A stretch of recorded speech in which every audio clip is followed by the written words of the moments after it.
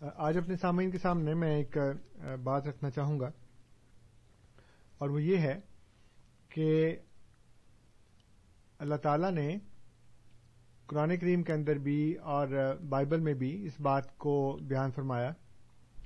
حضرت موسیٰ علیہ الصلوۃ والسلام کو اللہ تعالیٰ نے یہ کہا کہ میں تمہارے بھائیوں میں تمہاری طرح کا ایک نبی بھیجوں گا۔ جی، تمام جو مسلمان علماء ہیں، مفسرین ہیں، ان کا یہ کہنا ہے بشمول ہمارے کہ اس سے مراد حضرت صلی اللہ علیہ وآلہ وسلم، یعنی وہ نبی جو حضرت موسیٰ علیہ السلام کی طرح کے نبی ہیں، وہ نبی اکرم صلی اللہ علیہ وآلہ وسلم ہیں۔ جی، چنانچہ اس کو اللہ تعالیٰ نے سورہ مزمل میں بھی ارشاد فرمایا اور کہا کہ میں انا ارسلنا الیکم رسولا شاہدا علیکم کما ارسلنا الی فرعون رسولا، کہ ہم نے تمہاری طرف ایک رسول بھیجا ہے جو تم پر گواہ ہے جیسا کہ ہم نے فرعون کی طرف رسول بھیجا تھا۔ اب رسول تو بہت سے آئے ہیں نا، لیکن اللہ تعالیٰ نے صرف ایک رسول کی مشابہت نبی اکرم صلی اللہ علیہ وسلم سے بیان فرمائی ہے، اور وہ نبی ہیں، وہ رسول ہیں جو فرعون کی طرف بھیجے گئے تھے، یعنی کہ حضرت موسیٰ علیہ الصلوۃ والسلام۔ جیسے میں نے عرض کیا کہ یہی پیشگوئی بائبل میں بھی ہے، اور کتاب استثناء کے اندر باب 18 کی آیت 18 ہے کہ اللہ تعالیٰ نے حضرت موسیٰ علیہ السلام سے کہا کہ میں تمہارے بھائیوں میں تمہاری طرح کا ایک نبی جو ہے وہ بھیجوں گا۔ قرآن کریم کو اللہ تعالیٰ نے ایک نام دیا ہے اور وہ ہے فرقان۔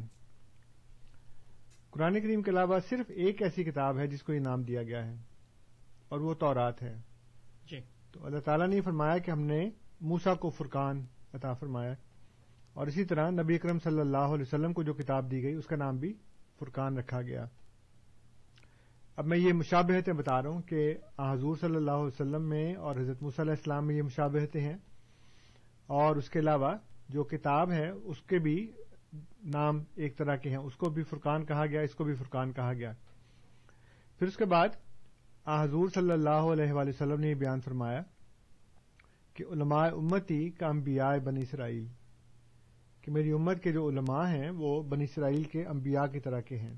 جی، کیونکہ حضرت موسیٰ علیہ الصلوۃ والسلام کے بعد بنی اسرائیل میں بہت سے نبی آئے، اور اللہ تعالیٰ نے فرمایا کہ ہم نے تورات نازل کی ہے، اس کے اندر ہدایت اور نور ہے، اور یحکم بہا النبیون، انبیاء جو تھے وہ اس کے مطابق فیصلے کیا کرتے تھے، یعنی بنی اسرائیل کے اندر جتنے بھی انبیاء حضرت موسیٰ علیہ السلام کے بعد تشریف لائے ہیں ان میں سے کسی کو نئی شریعت نہیں دی گئی، جی، بلکہ وہ تمام کے تمام تورات کے پیروکار تھے اور تورات کے مطابق ہی فیصلے کیا کرتے تھے۔ اگرچہ اللہ تعالیٰ ان کو وحی کرتا تھا، ان کے اوپر الہام نازل ہوتے تھے، لیکن شریعت ان کی نہیں بدلی، اور شریعت وہی تورات رہی ہے جو حضرت موسیٰ علیہ السلام کو دی گئی۔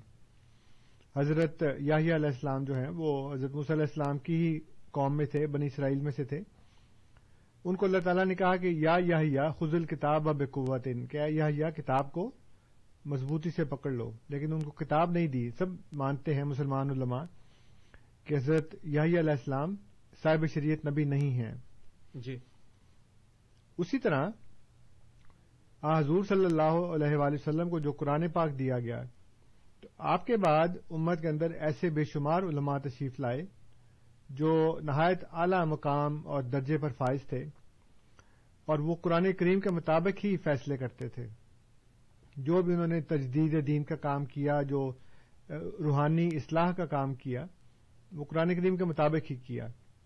اسی لیے حضور نے فرمایا کہ موسیٰ علیہ السلام جو ہیں ان کو ایسے نبی ملے جو تورات کے مطابق بنی اسرائیل کے فیصلے کیا کرتے تھے۔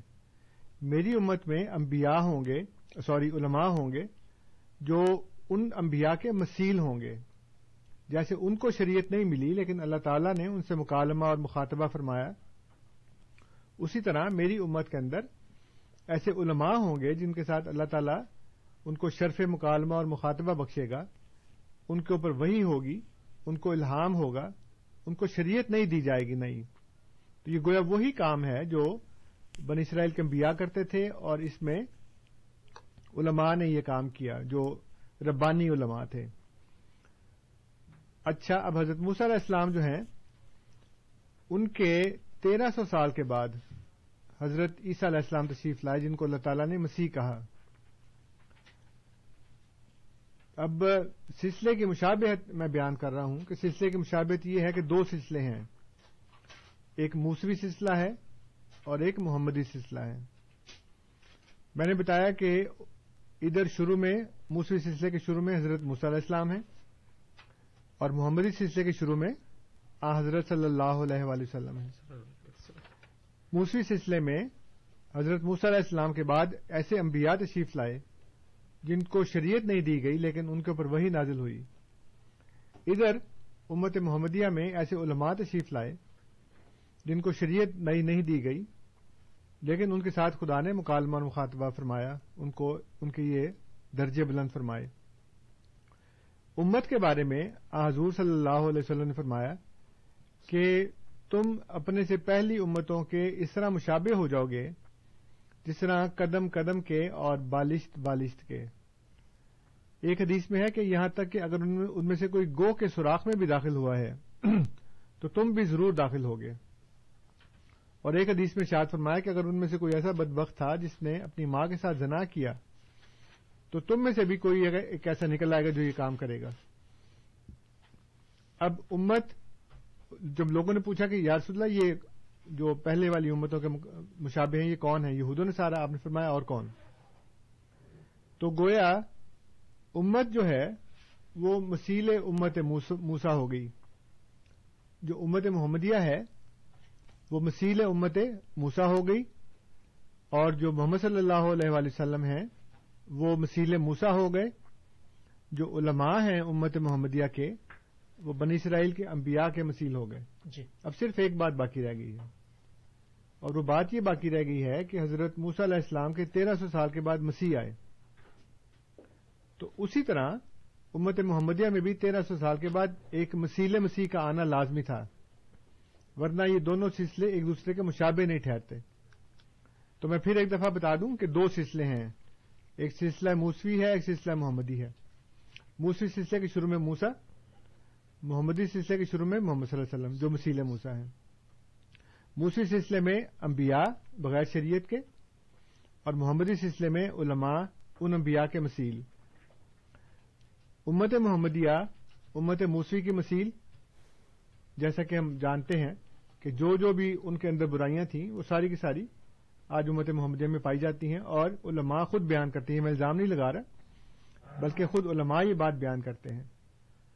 اب صرف ایک چوتھی بات رہ گئی ہے کہ امت موسوی کے آخر میں حضرت موسیٰ علیہ السلام کے 1300 سال کے بعد ایک مسیح آئے تھے۔ اسی طرح امت محمدیہ میں حضور صلی اللہ علیہ وسلم کے 1300 سال کے بعد 14ویں صدی میں ایک مثیل مسیح آ گئے جو پہلے مسیح کے مثیل تھے، اور ان کا نام حضرت مرزا غلام احمد قادیانی علیہ الصلوۃ والسلام ہے۔ تو یہ مشابہتیں جو حضور صلی اللہ علیہ وسلم نے بتائی ہیں، اور یہ کہا کہ ابن مریم آئے گا، جو بخاری اور مسلم کی حدیث ہے کہ کیف انتم اذا نزل ابن مریم فیکم۔ اچھا، اس سے بعض لوگ یہ سمجھتے ہیں کہ وہی حضرت عیسیٰ علیہ السلام جو پہلے والے ہیں وہ آئیں گے۔ جی، حالانکہ ہم نے یہ دیکھا کہ اللہ تعالیٰ کی سنت ہے کہ وہ پہلوں کے مشابہ، پہلوں کے مثیل دنیا میں بھیجتا ہے، جیسے کہ اس نے موسیٰ علیہ السلام کا مثیل نبی کریم صلی اللہ علیہ وسلم کو بھیجا، انبیاء بنی اسرائیل کے مثیل علماء جو ہیں امت محمدیہ کے ان کو بھیجا، امت محمدیہ کو امت موسوی کا مثیل بنا دیا۔ تو اب آخر میں جو مثیل مسیح ہے اس کو آنا تھا امت محمدیہ کے اندر، اور وہ حضرت مرزا غلام احمد قادیانی علیہ الصلوۃ والسلام تشریف لے آئے۔ تو یہ ایک ایسی بات ہے جو قرآن کریم سے اور احادیث سے ثابت ہے۔ میں کہہ رہا تھا کہ بخاری میں نبی کریم صلی اللہ علیہ وسلم نے فرمایا، اور مسلم میں بھی حدیث ہے کہ کیف انتم اذا نزل ابن مریم فیکم، تمہارا کیا حال ہوگا جب ابن مریم تم میں نازل ہوگا۔ جی، لوگ غلطی سے سمجھتے ہیں کہ وہی عیسیٰ علیہ السلام جو 2000 سال پہلے آئے تھے وہ آئیں گے، حالانکہ سب سے پہلی بات تو یہ ہے کہ وہ تو فوت ہو چکے ہیں، اور قرآن کریم نے واضح طور پر ان کی تصریح فرما دی کہ وہ فوت ہو گئے ہیں۔ دوسری بات بڑی مزے کی ہے کہ امام رازی اپنی تفسیر کبیر میں لکھتے ہیں کہ اللہ تعالیٰ نے قرآن کریم میں جب وہ فرشتے نے آ کے بشارت دی نا حضرت مریم کو، تو یہ کہا کہ مسیح عیسیٰ ابن مریم، تو کہتے ہیں یہ 3 نام کیوں بیان کیے گئے؟ ایک سوال اٹھایا کسی نے، اس کا جواب دیتے ہوئے امام راضی کہتے ہیں کہ اصل میں یہ 3 نام نہیں ہیں. جو مسیح ہے وہ لقب ہے، نام نہیں ہے. عیسیٰ نام ہے اور ابن مریم صفت ہے. جس کے آنے کی خبر ہے وہ نام کے ساتھ نہیں ہے بلکہ وہ صفت کے ساتھ ہے. کیف انتم اذا نزل ابن مریم فیکم. تو ابن مریم صفت ہے، تو گویا ایک صفت کے حامل کسی نے آنا تھا، موصوف نے خود نہیں آنا. یعنی وہ جو موصوف پہلے تھے جن کو وہ صفت دی گئی کہ وہ مریم کے بیٹے ہیں، وہ نہیں آئیں گے. وہ عیسیٰ تھے، وہ فوت ہو گئے ہیں. اب جو آئے گا وہ اسی صفت کا حامل ہوگا. اللہ تعالیٰ اس کے اندر یہ صفت رکھے گا کہ وہ ابن مریم کہلائے گا. یہ عربی زبان کا محاورہ ہے کہ جب 2 اشخاص ایک ہی صفت کے ہوں تو دوسرے والے کو پہلے والے کا نام دے دیا جاتا ہے اور اس کا مثیل بنتا ہے. تو جب ہمارے پاس قطعیت کے ساتھ قرآن کریم نے یہ بتا دیا اور احادیث نے بھی اور بعض بزرگان کے اقوال نے بھی کہ حضرت عیسیٰ علیہ السلام فوت ہو گئے ہیں، تو پھر ہم نے یہ دیکھنا ہے کہ یہ جو ابن مریم کے آنے کی خبر ہے یہ کون ہے، کیونکہ وہ تو فوت ہو گئے ہیں.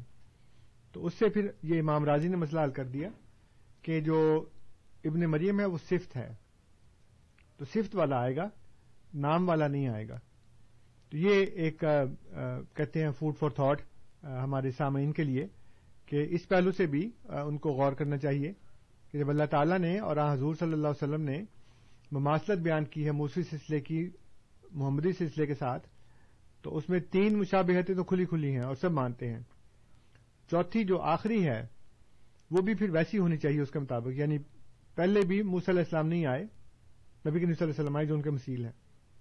اور مزے کی بات یہ ہے کہ جب حضور صلی اللہ علیہ وسلم نے یہ دعویٰ فرمایا کہ میں موسیٰ کی طرح کا نبی ہوں، تو قرآن کریم میں اس بات کو بیان کیا گیا کہ یہود نے کہا کہ لولا اوتیہ مثل ما اوتیہ موسیٰ، اگر آپ وہی ہیں تو پھر آپ کو وہ کیوں نہیں دیا گیا جو موسیٰ کو دیا گیا تھا.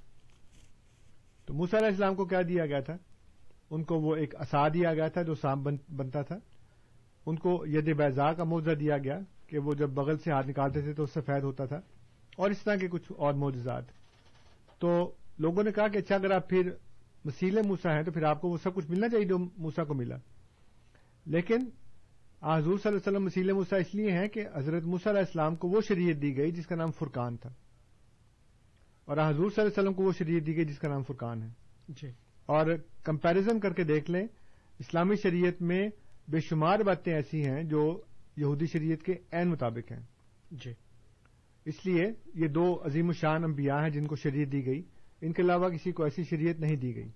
تو اللہ تعالیٰ نے یہ بھی فرمایا کہ وَمِن قَبْلِهِ کتاب موسیٰ امام و رحمہ، کہ نبی کریم صلی اللہ علیہ وسلم جو ہے ان سے پہلے موسیٰ کی کتاب بطور امام کے اور بطور رحمت کے موجود تھی. تو یہ ایک ایسی مماثلت ہے جس سے حضرت مرزا غلام احمد قادیانی علیہ الصلوۃ والسلام کا جو دعویٰ ہے وہ سچا ثابت ہوتا ہے. جی، بہت بہت شکریہ انصر صاحب. سامعین کرام، آپ پروگرام